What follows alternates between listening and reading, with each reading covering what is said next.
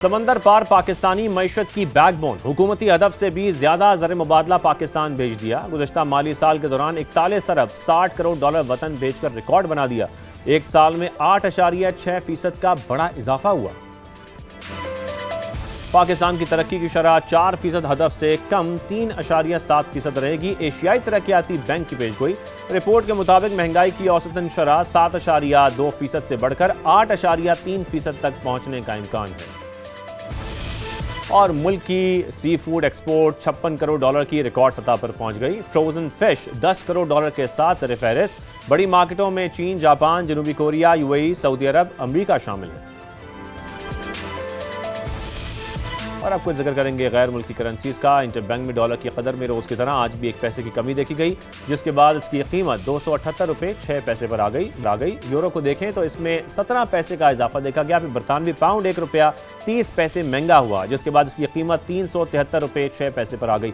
Gold market के हवाले से आपको अपडेट करें। मुल्क में सोने की कीमत में 5 रोज की कमी के बाद अब इजाफा हुआ है। फी तोला 3600 रुपये ये महंगा हुआ। कीमत 4,33,836 रुपये हो गई है, जबकि 10 ग्राम के दाम में 3,000 रुपये का इजाफा हुआ। फिर इंटरनेशनल मार्केट को देखा जाए तो सोना $36 फी औंस महंगा हुआ, जिसके बाद इसकी कीमत 4,113 डॉलर पर पहुंच गई है। आज के मौजू की तरफ आते हैं। आज के प्रोग्राम में हम जिक्र करेंगे स्टॉक मार्केट में नौजवानों की बढ़ती तादाद का, लेकिन पहले बात मशरक़ वस्ता में होने वाली कशीदगी की। अमेरिका ने मुसलसल दूसरे रोज ईरान पर हमले किए, 90 मकामात को निशाना बनाया। ईरान ने भी खित्ते में अमरीकी तंसीबात को निशाना बनाया है। बहरीन और कुवैत में 85 अहदाफ पर ड्रोन्स और मिसाइल दागे गए हैं। इससे पहले आमने हुर्मुज़ में एक ही दिन में 3 ऑयल टैंकर्स को निशाना बनाया गया। नई कशीदगी के बाद एनर्जी मार्केट में हलचल देखी जा रही है। गुज़श्ता रोज जो क्रूड कीमतें हैं उसमें 6.5% तक इजाफा देखा गया। फिर पाकिस्तान के स्टॉक मार्केट में भी 4600 से ज़ायद पॉइंट्स की कमी हुई। अमरीकी सदर ट्रंप ने अब नए हमलों के लिए ईरानी रद्द-ए-अमल का इंतजार करने का इशारा दिया है। ईरानी हुकाम ने भी मजीद कार्रवाई का इंदिया नहीं दिया है। इसके साथ साथ जिसके बाद हम ये देख रहे हैं कि आज क्रूड ऑयल की कीमत में कुछ कमी देखी जा रही है। अब बात ये भी कर लेते हैं कि स्टॉक मार्केट की जो इस वक्त बेहतरीन कारकर्दगी दिखा रही है ओवरऑल, जब मजमूई तौर पर हम बात करते हैं, खित्ते की जो नुमाया मार्केट्स हैं उसमें शामिल हो चुकी है। 3 साल के दौरान तेजी के नए रिकॉर्ड्स बने हैं। मशरक़ वस्ता बहरान के दौरान भी दूसरी मार्केट से कम मुतासर हुई। मार्केट कैपिटलाइजेशन 30 अरब से बढ़कर 75 अरब डॉलर तक पहुंच चुकी है। एक साल के दौरान 21 लिस्टेड कंपनियों ने 20 अरब रुपए से ज़ायद की सरमायाकारी हासिल की। फिर इंडेक्स इस वक्त 1,80,000 पॉइंट्स के गिर्द इस वक्त मौजूद है, जिसके बाद ब्रोकर्स ने 2 लाख पॉइंट्स का संगे मील उबूर करने पर नजरें अब जमा ली हैं। ऐसे में नौजवान भी कहां पीछे रहते हैं। पैसे कमाने के लिए शेयर्स मार्केट का उन्होंने रुख किया। नए रजिस्टर्ड होने वाले इन्वेस्टर्स में 18 से 30 साल के नौजवानों का तनासुब 45% रहा है। फिगर्स को देखा जाए तो माली साल के दौरान 1,90,000 से ज्यादा नए इन्वेस्टर्स मार्केट में रजिस्टर हुए हैं, जिसमें जेनजी भी शामिल है। जिसके बाद इन्वेस्टर्स की तादाद 5,83,000 से तजावुज कर गई है। इंटरनेशनल मीडिया ने भी नौजवानों के नंबर्स को हाईलाइट किया है। अरब न्यूज के मुताबिक 3 साल के दौरान पाकिस्तान स्टॉक मार्केट ने डॉलर की बुनियाद पर 66% का रिकॉर्ड मुनाफा दिया। यंग जनरेशन की शमूलियत में अहम किरदार SECP ने किया है, जिसने कवायद में तब्दील करके ऑनलाइन सहूलत अकाउंट्स मुतारिफ कराए, जो कि कंपैरेटिवली आसान है, जिसमें पहले इन्वेस्टमेंट की लिमिट 10 लाख रुपए रखी गई, फिर उसको बढ़ाकर 30 लाख रुपए कर दिया गया। इस फैसले से नौजवान नस्ल की कैपिटल मार्केट में हम देख रहे हैं कि नुमाया इजाफा हुआ है। इस पर आज हम बात करेंगे, डिटेल में बात करेंगे और आपको ही बताएंगे कि आप किस तरीके से पैसे इन्वेस्ट कर सकते हैं। इन्वेस्टमेंट एडवाइजर, स्टॉक मार्केट के एक्सपर्ट हैं अब्दुल रहमान नजम साहब, वो हमारे साथ मौजूद होंगे। तफसीलन इस पर बात होगी, लेकिन उससे पहले आपको रिजवान आलम की एक खुसूसी रिपोर्ट दिखाते हैं।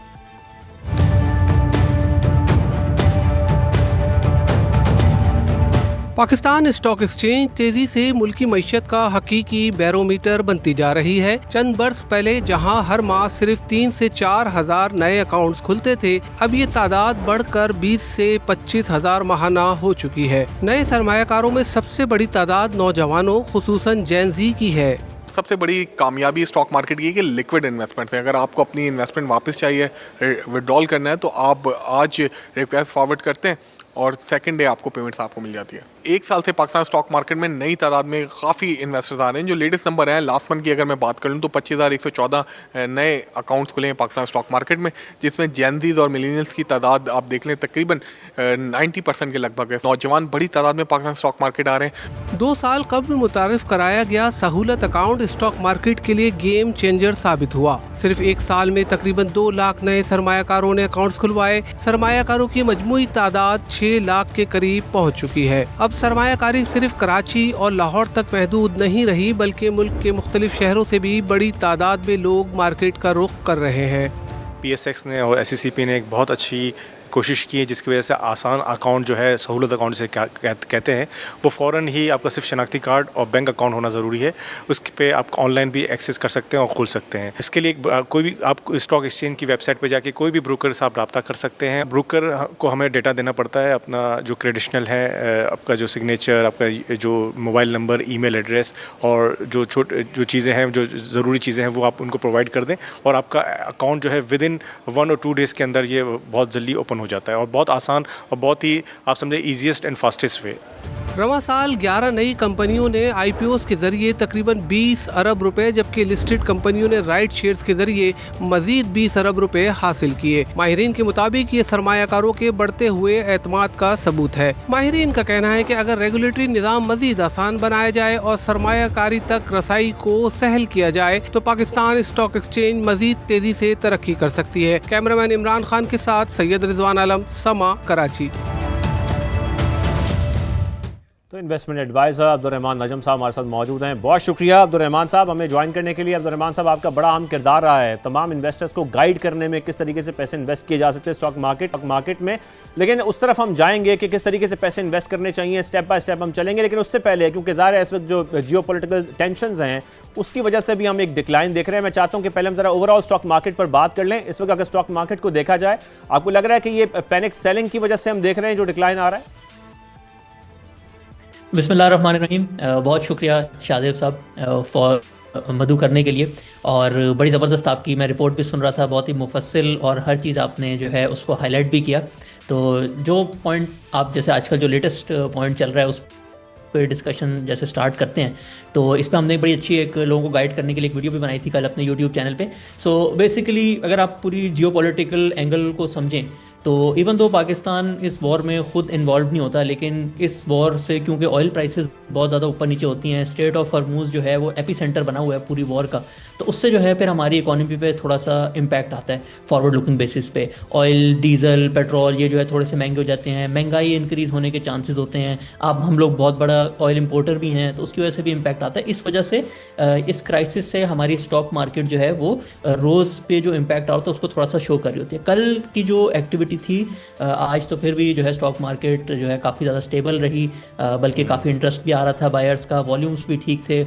और जैसे आपने बताया कि दोनों तरफ से स्टेटमेंट्स आई कि ये चीज़ मोस्ट प्रॉब्ली आगे नहीं चलेगी, तो फिर ऑयल प्राइसेस भी थोड़ी सी नीचे हो गई। सो इस पूरी चीज़ को देखते हुए आपने इसको ऐसे सोचना है कि दोनों साइड्स को अब आप देखेंगे ना तो उनके जो लीडर्स हैं वो ज़्यादा स्टेटमेंट्स ये देते हैं कि अब हम एक फुल फ्लेज्ड वॉर की तरफ फिर से नहीं जाएंगे। ठीक है, पूरी दुनिया जो है वहाँ पे नहीं जाना चाहती, लेकिन ये बात जो जानते हैं कि लार्ज स्केल वॉर की तरफ इस वक्त नहीं जाया जाएगा। ये स्टेटमेंट्स होंगी, कुछ टेंशंस बढ़ेंगी, लेकिन फिर ये कूल डाउन हो जाएगा। बिल्कुल, असल में दोनों साइड्स कोशिश कर रही हैं कि हमने जो MOU में अपने पॉइंट्स लिखवाए हैं उन पे पहले जो है पेशरफ्त हो, दूसरे का बाद में करें, और एक दूसरे को कोशिश कर रहे हैं। लोकल ऑडियंस पे भी थोड़ा सा प्ले कर रहे हैं। ज़ाहिर है कोई मुल्क जाके अपनी ऑडियंस को ये नहीं बताता कि हम जो है जंग हार गए हैं। तो इसी वजह से आपको याद होगा जब ये MOU साइन हुआ था उससे 3-4 दिन पहले भी स्ट्रेट ऑफ हॉर्मूज़ से एक ब्रिटिश शिप थी, मेरे हिसाब से उन्होंने गुजरने की कोशिश की थी। तो ईरान जो है ना इस पर बहुत ज़्यादा जो है उसका एम्फेसिस है कि स्ट्रेट ऑफ हॉर्मूज़ के थ्रू एक्टिविटी जो है वो इंक्रीज़ हो जाएगी, लेकिन हमारी परमिशन से होगी। तो जब भी परमिशन के बगैर कोई शिप की मूवमेंट होती है उस पर अटैक हो जाता है, और फिर उसके जवाब में जो है अमेरिका की तरफ से अटैक होता है। फिर ईरान जो है क्लोज बाय जो गल्फ रीजन होते हैं उधर 1-2 अटैक करके फिर चीज़ें जो है वापस नेगोशिएशन टेबल पे आ जाती हैं। तो यही पूरी चीज़ जो है एक दो फिर से रिपीट हुई है। यानी कि इस वक्त अब्दुर्रहमान साहब, अगर हम स्टॉक मार्केट पाकिस्तान की देखें, PSX की बात करें, तो इस वक्त पर सिर्फ ये दिखाई दे रहा है कि ये करेक्शन है जो इस वक्त हमें स्टॉक मार्केट में दिखाई दे रही है। मैं करेक्शन से ज़्यादा इसको एक बहुत अच्छी अपॉर्चुनिटी भी बताऊंगा, क्योंकि अभी बिल्कुल आधे घंटे पहले ही एक स्टेटमेंट भी आई है डोनाल्ड ट्रंप की तरफ से कि अब जो है हम लोग मज़ीद कोई अटैक करने का नहीं सोच रहे। और जिस तरह वो अनाउंस करते हैं कि ईरान ने हमें फिर रीच आउट किया है निगोसिएशंस के लिए, तो अब फिर से जो है एक कूल डाउन फेज़ आ जाएगा जिसमें मोस्ट प्रॉब्ली निगोसिएशंस होंगी। रीज़न मैं इसलिए कह रहा हूँ कि आगे की आउटलुक बहुत ज़्यादा इंप्रूव हो गई है, क्योंकि अगर आप देखेंगे ना पिछले 3 साल की जो पूरी रैली है उसके अंदर एक पूरा थीम होता है कि मार्केट रैली करती है, फिर थोड़ी सी अनसर्टनटीज़ आ जाती हैं, प्रॉफिट टेकिंग भी होती है, तो मार्केट ऐसे 3-4 महीने के लिए साइडवेज हो जाती है। तो अगर हम पिछले 4 महीने देखेंगे, उसके अंदर इस वॉर की वजह से फिर बजट भी आना था पाकिस्तान में, सबको थोड़ी सी अनसर्टनटी थी कि बजट किस तरह का आएगा, लेकिन बजट भी बहुत अच्छा आया। सुपर टैक्स जो है कम हो गया। फिर लोगों के माइंड में थोड़ा सा रिस्क बढ़ गया था कि अगर महंगाई बढ़ी तो शायद शरह सूद जो है, जो इंटरेस्ट रेट का बहुत ज़्यादा लिंक होता है स्टॉक मार्केट से, क्योंकि लोग देख रहे होते हैं या तो बैंकों में पैसे रख दें या फिर स्टॉक मार्केट में लगा दें, तो उसके भी बढ़ने के चांसेस थोड़े से क्रिएट हुए थे।